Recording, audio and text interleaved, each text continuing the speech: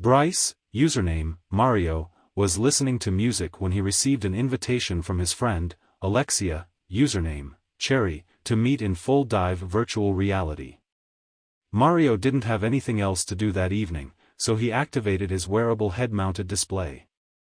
Then, he paired the wireless, non-invasive input controller, or brain-computer interface, to the display, put it on his head, pulled it down over his eyes, and accepted the invitation. He was standing in a full-scale model of MC Escher's Waterfall, which had been rendered in a video game engine known for its stunning graphics that pushed the boundaries of VR without any performance issues.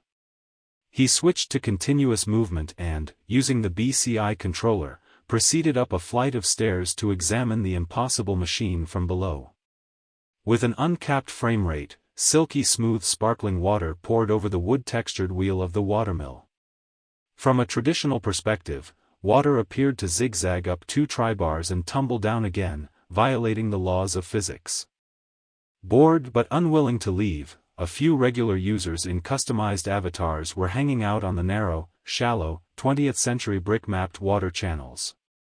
Others were leaping from truncated paths and searching for glitches.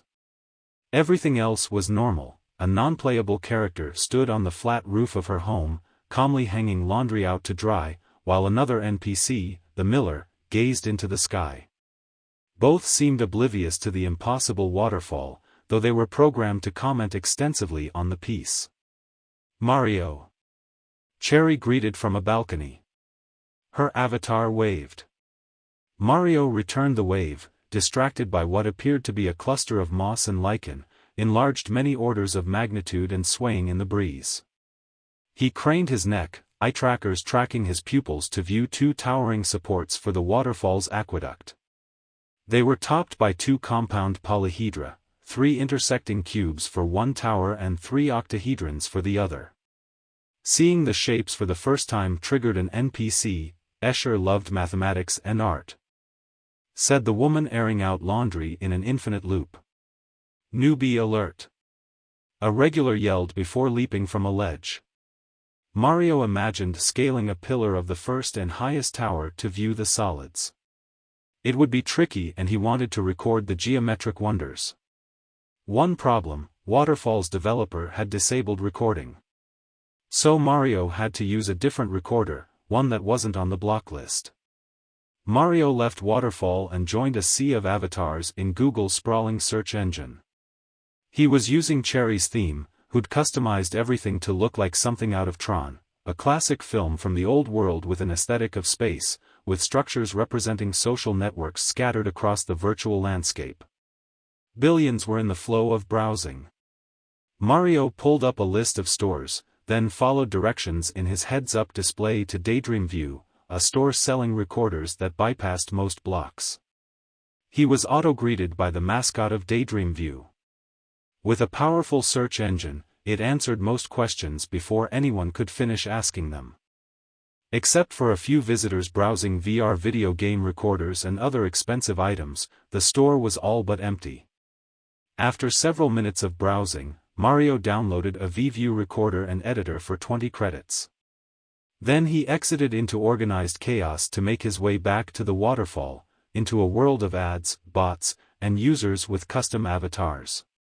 He didn't feel like walking, so he switched to top-down view, which presented every site from above, then selected Waterfall before diving back into his avatar. He spawned in with an unrecognizable device that may or may not have been a recorder. Cherry was gone, but the site retained a steady stream of visitors coming and going insofar as the mental cost was low. Mario examined the machine. The aqueduct, which started at the water wheel, flowed endlessly behind it. From where he was standing the illusion was broken. Directly overhead were ledges of the 2 tri-bars. Water flow stopped at each ledge. The bottommost aqueduct formed an L, the middle a Z-like shape, while the uppermost aqueduct was a ledge from which water tumbled down onto the wheel. He shifted his gaze to a curl-up lounging under an arch of a small bridge, which connected the flat roof of a house to the watermill. A fictional animal invented by Escher, it was programmed to watch Mario with 2 stalked, beady eyes, then, true to its name, curl up and roll around the villa and climbing expanse of terraced farmland. The curl-up is elongated and armored with several keratinized joints, described the miller. It has 6 legs, each with what appears to be a human foot. It has a disc-shaped head with a parrot-like beak and eyes on stalks on either side. It can either crawl over a variety of terrain with its 6 legs or press its beak to the ground and roll into a wheel shape. Mario wondered who was watching. Waterfall's developer logged every event to help improve the experience, which involved tracking users to determine their interests. He suspected Waterfall's developer would sell his information to businesses, who'd spam his inbox with advertisements. Nevertheless, he wanted to record everything. It'll be worth something to someone, he thought. But that wasn't the only reason he wanted the video. There was also the satisfaction of bypassing obstacles to make it. 3V, the internet's largest VR video sharing site, needed a video of Escher's Waterfall, and Mario wanted to deliver. Mario spawned at the bottom of a stairwell, an entry to the quaint villa. At the top of the steps was an open space. Behind him, to his right, was the home with a large balcony, where the woman was hanging clothes. To his left were some steps descending onto a rooftop, where the miller stood with his back against a railing. He changed into his favorite parkour outfit and took a deep breath from muscle memory. He wasn't going to actually run. Instead, he would activate the neurons that triggered locomotion by thinking about running, while the BCI controller translated neuronal signals to movement in VR. Without hesitation he opened VView and began recording. Mario is gazing up at the waterfall in first person. From this perspective, the environment blurs as he inhales, sprints, and jump kicks off a brown-painted wall. He then twists in mid-air to grab the ledge of a small arched walkway serving as a bridge to the mill. Both of his arms are extending into the field of view, gloved hands gripping the bridge. He hangs for a beat before climbing with his heart rate, then stands to record the top of the walkway. A trio of regulars are sitting on the only steps to the bottom water channel. One of them glares at Mario and flashes an obscene emote. "Nice recorder, newbie. How much did you pay for it?" But Mario jumps over them, splash landing in the channel. "Hey!" He breaks into a sprint, aqua blue water sloshing around red running shoes. The brain-reading technology is controlling every step as he stops at the L channel's drop and whirls 180 degrees, spinning the colorful environment. Jumping vertically, he grabs the ledge of the second-level water channel and pulls himself up. Then he's free-running the waterway. As he turns a hard corner, the highest tower looms. "Keep running." He cat leaps to grab the uppermost ledge with one hand only to slip and splash down flat, submerging briefly. 2 regulars peer over the top ledge and laugh as he springs up gasping for air, overwhelmed by the fear of drowning. He looks above them. Part of the simulated sun is occluded by Escher's compound of intersecting cubes. "Mario?" He's glancing over the side of the channel to get a bird's-eye view of Cherry's avatar. "Up here." Their eyes meet as he leans slightly over the ledge to flash a victory sign. "Are you using a recorder?" she tut-tuts. "Those are, no," Mario lies. He's backing up to the first corner of the second-level water channel. "Huh," sneers one of the regulars. 10 credits says he'll fall again. But Mario is running, the sound of his footsteps breaking the surface tension of the water. He gathers speed and leaps, this time catching the ledge with both hands. Inhale. Exhale. He pulls himself into a sitting position and the regulars vanish, exiting in unison. "Pay up," Mario announces. But they're gone and he's laughing over the trickle of the waterfall, the birds perched at the height of the tower, and the gentle breeze taken from stock sound clips starting at 2 credits each. The top level was supported by 4 columns that were covered in graffiti tags. Mario would have had to shimmy up a column to reach the highest point of the fall. But balancing on the top level, against the flow, had taken more brain power than he'd expected. He stumbled while reaching for a column, the horizon tilting at a dizzying angle until he fell down the fall, the recorder capturing it all. Oof. He laid there for a moment, then pulled himself up from where the wheel-powered aqueduct began. Ouch! Cherry said as he exited the channel and vaulted over the railing some 3 meters to the ground, where several visitors had gathered. Did you tag a column? How much fall damage did that take? Waterfall is a lithograph by the Dutch artist M. C. Escher, the miller said abruptly. First printed in October 1961. It shows a perpetual motion machine where water from the base of, skip intro. 3 or 4 visitors shouted at once. Mario stopped recording. Paranoid, he glanced around for a moderator that would boot him if they detected a Daydream recorder which, while recording, had changed his avatar's eyes from a custom color to bright crimson red. The small crowd of visitors and regulars dwindled with their curiosity. Cherry's avatar was sitting lotus-style in front of Escher's moss and lichen garden. She could have been doing anything from talking to friends to paying off owed credit. Either way, she was absent, and would likely remain so until kicked off the site for going idle. Mario walked close enough to her avatar for a message to pop up, "Switch to this outfit." He agreed and was instantly clothed in the same getup configured for male avatars. He wore a casual, lightweight, sleeveless, slim-fit zip-up hoodie over a Vantablack printed t-shirt bearing a single, stylized word in hex color red, cyberpunk. Ironically advertising the subculture, the t-shirt hung over a pair of techwear, on-brand harem pants hiked up to his knees and covered with cyberpunk flair. Dangling before the t-shirt were 3 necklaces, RGB-colored microcircuit boards attached to a thin chain. They'd clink together as he walked, his hands covered in fingerless leather gloves. Decent outfit. Mario said to Cherry's blank avatar. She'd muted her eye trackers. Mario decided he'd recorded enough. Falling made him want to try again, but first he wanted to upload his run to 3V. He stepped back into the infinitely branching traffic of Google, joining the flow once more, billions of avatars traveling at different rates. Some walking, some running, many zipping around on light cycles. The entire place was alive, the search engine, an organism. Social networks were represented as complex superstructures. Facebook and Twitter towered higher than the graphics engine could render. Amazing, huh? Cherry spawned beside him, exiting Waterfall. She'd changed outfits. Yeah, for a walking simulator, Mario replied. How is it practical to travel this way? Like Cherry, Mario was using the free version of the Tron theme. Light cycles were included in the premium version, although they were cosmetic and wouldn't travel any faster than what he'd paid for. I like it, she opined. Makes it more immersive. Mario received a notification but ignored it, breaking into a sprint. Cherry did the same, closing the gap immediately. Browsing at faster speeds, she'd outrun him if she knew where he was going. What's the hurry? She glided next to Mario, running in parallel. She could see her legs and feet.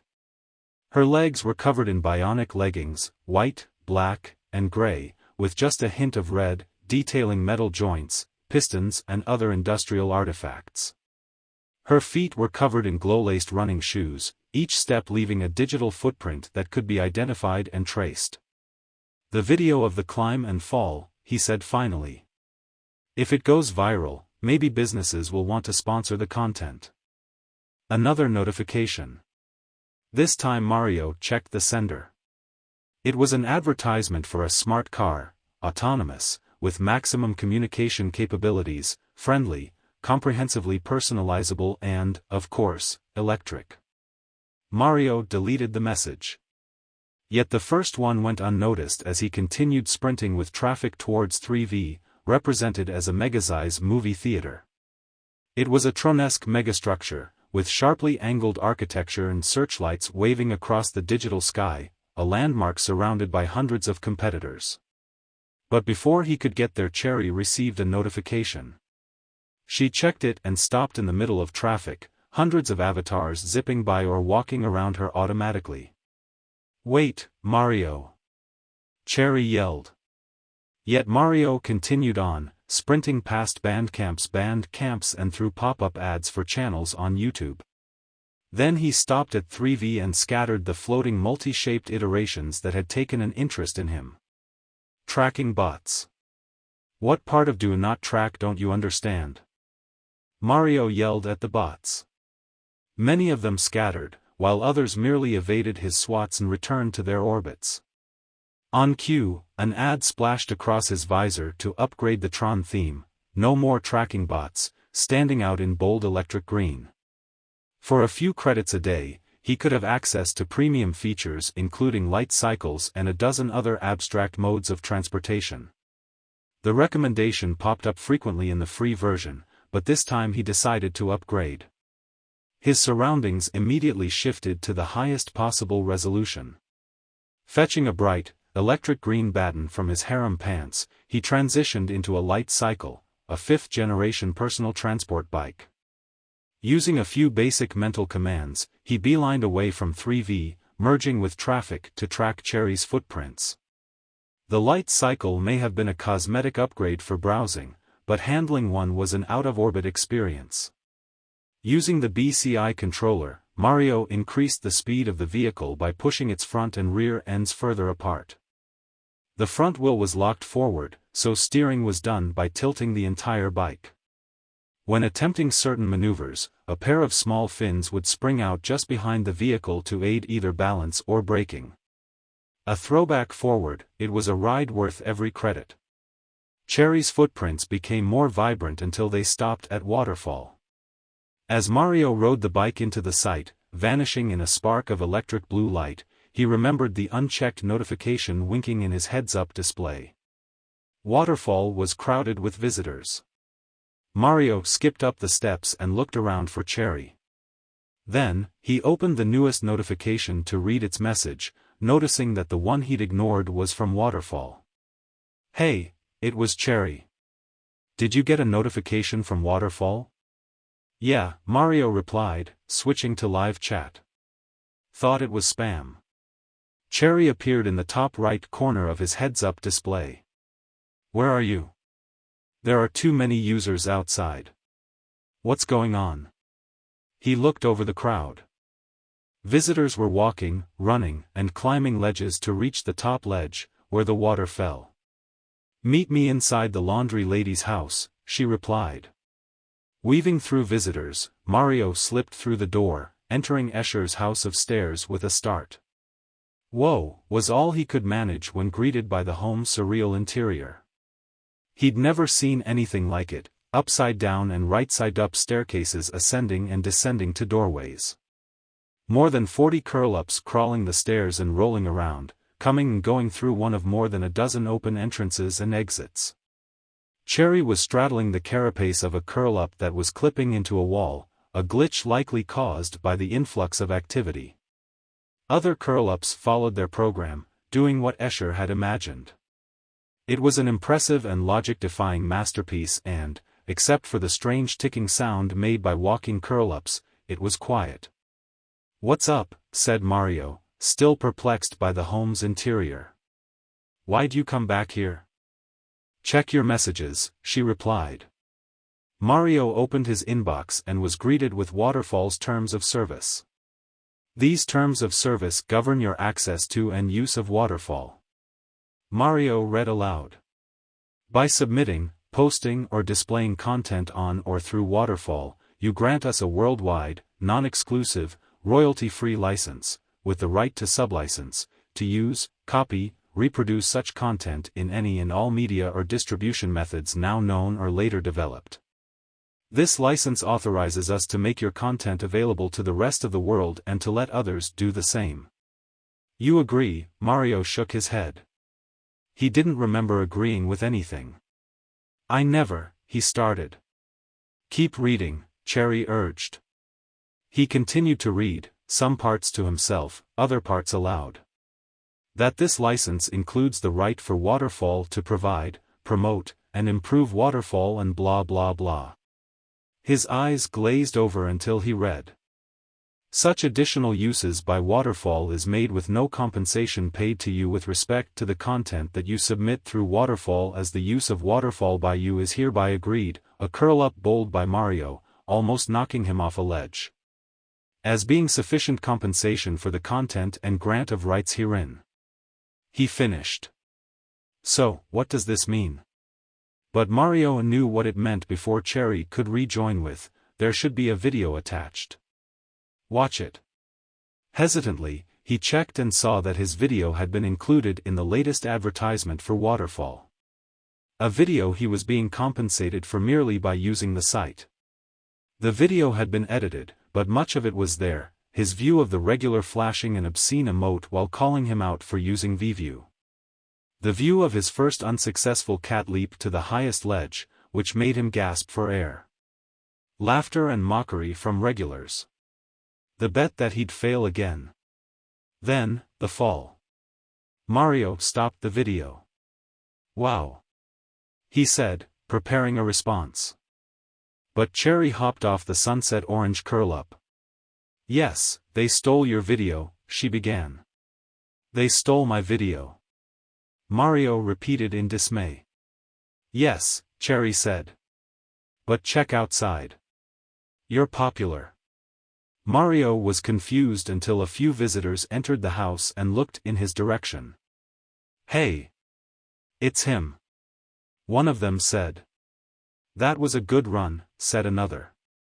Where'd you get those parkour gloves? And another, I recently installed a new BCI controller. How long before I'll be able to jump like that? Mario wasn't sure how to respond. Being new to the full dive VR experience, he'd assumed less about his mental ability to get around. I fetched the gloves from Precision, he started to answer. He then realized why they were impressed. Training a brain input controller was a difficult process. The advertisement had embarrassed him, but it also showed prospective visitors his ability to move through virtual space using a controller. It turned out Mario's ability had taken most visitors some time to imitate, the majority failing the first jump kick for need of more practice. How do I get out of this place? Mario looked around, confused. Take an upside-down left over there, Cherry pointed in a vague direction. He spun around while she laughed. Dork. You get out the same way you came in. Another curl-up rolled by him. This time he stepped out of the way of its pathfinding program. Precision? The visitor remarked. Their gear's priced higher than space junk. You're just poor. They argued as Mario exited to the waterfall, where visitors seemed to have doubled in size. He looked over the crowd. Newbies were awkwardly climbing, falling, and running about practicing with their BCIs. He'd started a trend. One he needed a clue to promote. Hey! Someone said, pointing. It's the guy from the ad. Everyone within range turned in the direction of his avatar. No, it isn't, a visitor objected. Yes. That's the dude who fell. Hey, Lance, they shouted at another visitor who'd been trying to climb a wall. Lance paused to look at Mario. Isn't that the guy from the Waterfall ad?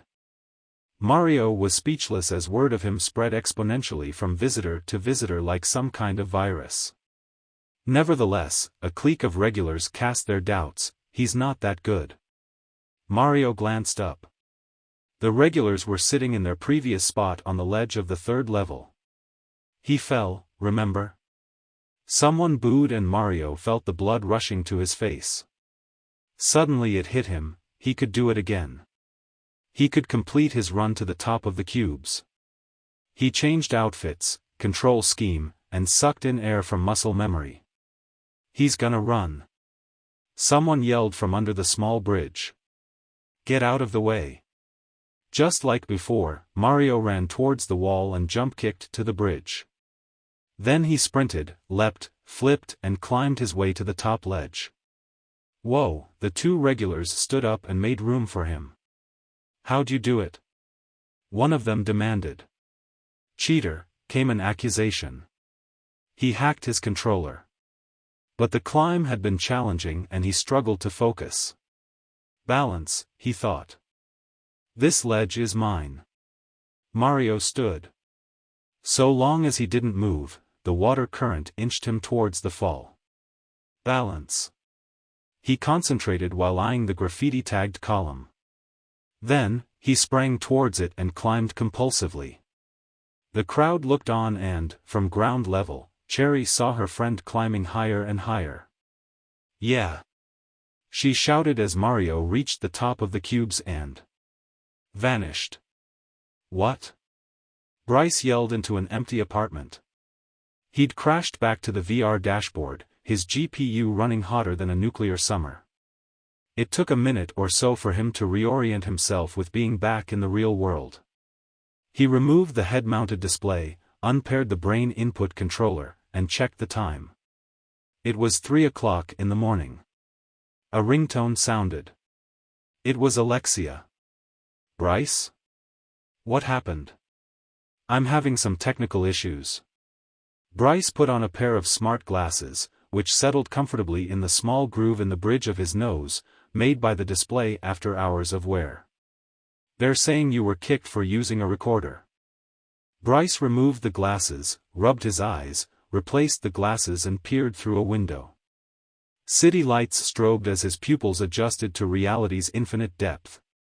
Staring at the city? She guessed after sending him a message.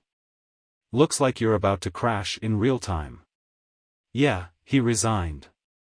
And with that he disconnected the call. After commanding Google Home to shut off the lights, Bryce checked Alexia's message. It was an invitation to MC Escher's Relativity. He laughed, saved the invitation, and hand-rolled his wheelchair to bed.